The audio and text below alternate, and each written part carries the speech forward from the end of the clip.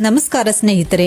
ರೈತರಿಗಾಗಿ ಕೇಂದ್ರ ಸರ್ಕಾರ ಹಲವಾರು ಯೋಜನೆಗಳನ್ನು ನಡೆಸುತ್ತಿದ್ದು ಅದರಲ್ಲಿ ಈ ಟ್ರ್ಯಾಕ್ಟರ್ ಯೋಜನೆ ಕೂಡ ಒಂದು.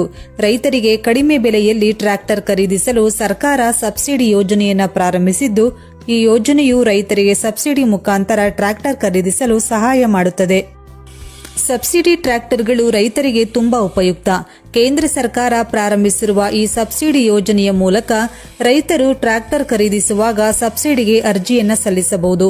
ಈ ಯೋಜನೆಗೆ ಅರ್ಜಿ ಸಲ್ಲಿಸಲು ರೈತರು ಅರ್ಹತಾ ಮಾನದಂಡಗಳನ್ನು ಪೂರೈಸಬೇಕು. ಆದರೆ ಈ ಯೋಜನೆಗೆ ಸೇರುವ ರೈತರು ಭಾರತದ ಪ್ರಜೆಗಳಾಗಿರಬೇಕು. ಇನ್ನು ಈ ಯೋಜನೆಯಡಿ ಪ್ರತಿಯೊಬ್ಬ ರೈತರು ಕೇವಲ ಒಂದು ಟ್ರ್ಯಾಕ್ಟರ್ ಮಾತ್ರ ಖರೀದಿಸಬಹುದು. ಇನ್ನು ರೈತರು ಸಹಾಯಧನ ಪಡೆಯಲು ಕೆಲವೊಂದು ದಾಖಲೆಗಳನ್ನು ಸಲ್ಲಿಸಬೇಕಾಗುತ್ತದೆ. ಆಧಾರ್ ಕಾರ್ಡ್ ನಕಲು, ಬ್ಯಾಂಕ್ ಪಾಸ್ ಪುಸ್ತಕ, ಭೂ ದಾಖಲೆಗಳು, ಮೊಬೈಲ್ ಸಂಖ್ಯೆಯನ್ನ ಆಧಾರ್ ಕಾರ್ಡ್ಗೆ ಲಿಂಕ್ ಮಾಡಬೇಕು. ರೈತರಿಗೆ ಸಹಾಯ ಮಾಡಲು ಸರ್ಕಾರ ಸಬ್ಸಿಡಿ ಸಾಲ ಮತ್ತು ಬಡ್ಡಿ ರಹಿತ ಸಾಲದಂತಹ ಅನೇಕ ಯೋಜನೆಗಳನ್ನು ಪರಿಚಯಿಸಿದೆ. ಈ ಯೋಜನೆಗಳು ರೈತರಿಗೆ ಸಾಕಷ್ಟು ನೆರವು ನೀಡುತ್ತದೆ. ಕೃಷಿ ಇಲಾಖೆಯು ರೈತರ ಬದುಕನ್ನು ಸುಧಾರಿಸಲು ಮತ್ತು ಅವರಿಗೆ ಅಗತ್ಯವಿರುವ ಪರಿಕರಗಳನ್ನು ಒದಗಿಸಲು ಹಲವಾರು ಯೋಜನೆಗಳನ್ನು ಪ್ರಾರಂಭಿಸಿದೆ.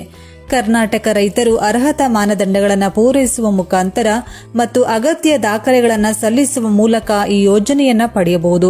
ಅಂದಹಾಗೆ ಟ್ರ್ಯಾಕ್ಟರ್ ಇದ್ರೆ ರೈತನಿಗೆ ಸಾಕಷ್ಟು ಅನುಕೂಲವಾಗಲಿದೆ. ಆದರೆ ಪ್ರಸ್ತುತ ಟ್ರ್ಯಾಕ್ಟರ್ಗಳ ಬೆಲೆ ಕೈಗೆಟಕುತ್ತಿಲ್ಲ. ಹೀಗಾಗಿ ರೈತರಿಗೆ ಅರ್ಧ ಬೆಲೆಗೆ ಟ್ರ್ಯಾಕ್ಟರ್ ನೀಡಲು ಯೋಜನೆಯನ್ನ ಕೇಂದ್ರ ಸರ್ಕಾರ ಜಾರಿಗೆ ತಂದಿದೆ.